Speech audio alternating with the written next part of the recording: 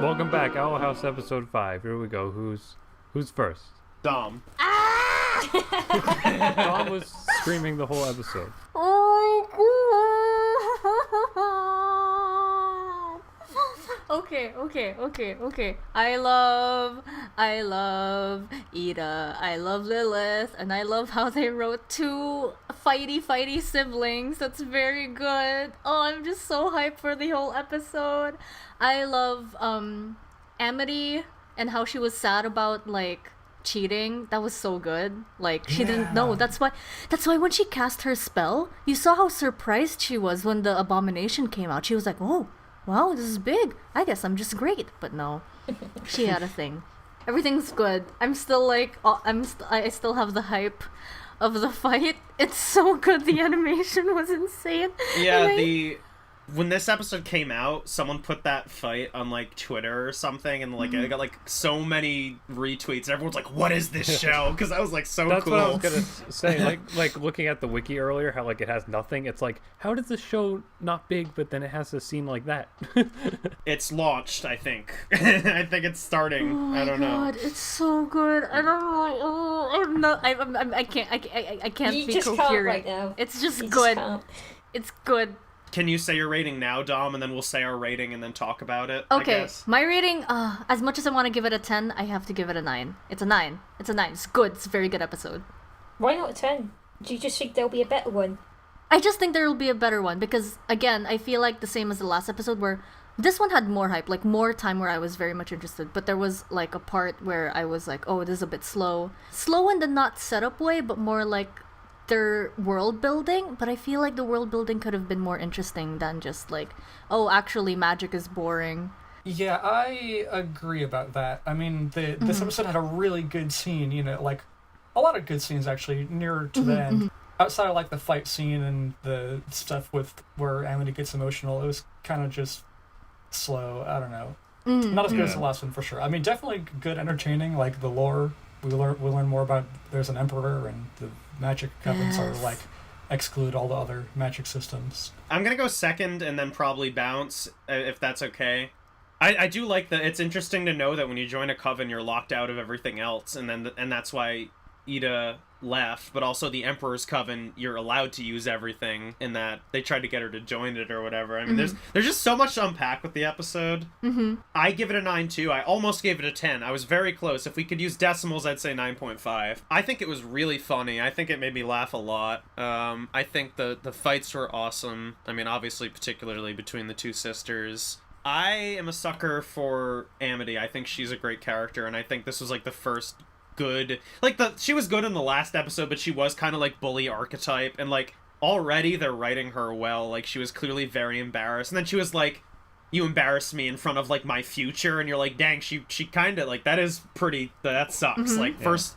Like, she meets Luz, Luz gets her in trouble with the principal, and then embarrasses her in front of everyone in the coven she wants to join, and it's like, I like seeing that softness with her, and also that she wasn't just like, well, you're bad, I'm leaving. Like, she clearly also understands, is impressed with Luz's magic abilities, and I really enjoyed that episode. So I say 9, almost 10. God, maybe we should just do decimals if I'm gonna keep saying 9, almost 10.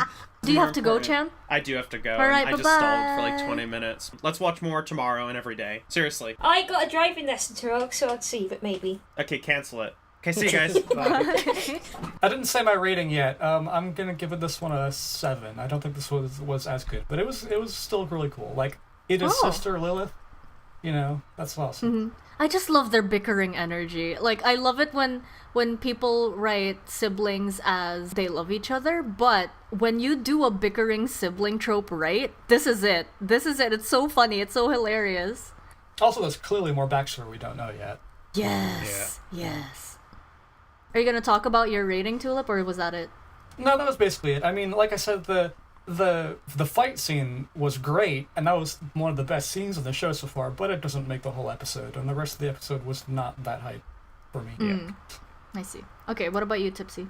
Okay, so once again, this episode was really funny from start to finish. I thought, unlike the previous episode, which wisely tried to contain its plot, this one just went out there and tried to do so many things. I'd say it pulled off a lot of them really well, and a lot of them could have had more time to like be absorbed. Like especially the sister plot. So Amity, that's her name, right? Amity. Yeah. Draco. I felt really bad for her because we saw the first episode she was in, Willow and Luce cheat at the abomination making thing, and you can see how like insecure Amity is about it and how she wants to prove that she's the one putting all the effort in. That she doesn't need to cheat. Yeah, she doesn't need to cheat. She works hard to do well. That all comes to a head when you see her trying to prove that Luce is cheating because she knows Luce is cheating because the reason she picked a fight with Luce is because she knew Luce couldn't win and she wanted to humiliate her to look good in front of the Emperor's Coven. When she sees Luce is cheating, she feels exonerated by catching her.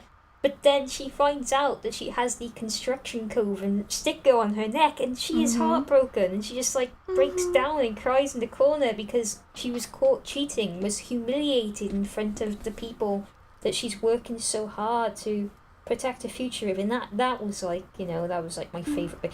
I thought Ida is so chaotic neutral though, like especially to her sister. Yes. It's really funny. Yes. She had no remorse for any of the cheating or anything like that. She was just wanting to embarrass her sister for the entire episode. Literally, Luz is like, oh my god, please, we're cheating, we're caught. And then Ida's like, yeah, that's my girl. Yeah, and they didn't try and moralise that, which is great because it's funnier that way. And King was cute. So another 9 out of 10 for me. This time it's an easy 9 out of 10. So I like it even more than the last episode. Nice. Oh boy. Well, How about you, Crowned? I agree with Tipsy in the sense that this episode was very funny the whole time. Like every joke was good, basically. Yes. Whoever was writing the jokes in this one was great. But then I'm also with Tulip, where I feel like quite literally, pretty like strongly, I feel, aside from the witch fight and Amity's little like sad ending, I was like the most bored I've been with the show so far for most of the episode. I can't really say why. Part of me a little bit feels like is the convention setting. I was expecting them to do like make it very funny, like a parody of the job fair type things like that, but they really didn't focus on that at all. It was just like an arena battle episode, and that's like it's just kind of it was kind of generic until the good animation showed up to me, really. Yeah, I just feel like they could have represented the lore way better than they chose to do today, because they were just like, oh, look at this slightly human thing, but it's magic themed, and then like, I'm not expecting them to be like, oh, big secret magic show, but there could have been a more interesting and funnier way to do that route of joking about how it's so close to like conventions and job fairs. Yeah, but trying to do too much in a little time, I think that's the problem. Because the jokes were so funny, I gave it high rating. So because that's like a thing I've seen before. I was excited to think, okay, they're gonna like take a human thing but make it like goofy and magic, but then they kind of didn't do anything with it, and it was very not focused on. Yeah, it's still just kind of human, and like, why do I want to watch about witches being kind of human, you know? Yeah, and then just to like writing in general of like the pacing of the plot and stuff up until there was fights going on was pretty bleh. So yeah, like my heart wants me to give this an 8 just because the animation at the fight was like so good, but the rest of it kind of wasn't. So this is a 6. Whoa, not even a 7. I want to say a 6.5 or a 7, but I don't know. I feel like the way I started to zone out for most of the episode is definitely probably 6 worthy. All right, well, that's episode 5. Episode 5, right? Yeah. I'm definitely gonna be rewatching the fight scenes. that was such a good fight. That was like really high quality. Also, the fight scene is very obviously good, but there was also a moment where like Amity like had emotion that was really well animated as well around the same time of that episode. Yeah. Ooh, nice. That'll be a good rewatch. Have any of you seen season 2? There isn't a season 2. Oh, okay. Yeah. Well, I'm hoping that the animation quality is maintained for season 2. What usually happens is the first season looks amazing on a Disney show, and then the second season looks like crap by comparison. Did that happen to Star? It did happen to Star, yeah. Oh. It happened to Star season 3, actually, because season 2 was fine, but then season 3 looked a lot worse. I mean, Gravity Falls was fine. Gravity Falls is only 2 seasons. Yeah. Yeah. Thanks for watching. And super special thanks to my Patreon supporters. If you enjoyed this video, please feel free to hit the like button, subscribe, and hit the bell icon to know when I post a new video. Be sure to stay tuned for more new videos and live streams. Follow me on Twitter and TikTok to get frequent updates and video clips. And consider supporting me on Patreon for just $2 a month to get some behind the scenes content, like scripts and review notes, and even early videos. Once we get about 20 Patreon supporters, I'll start a Discord server for us to chat.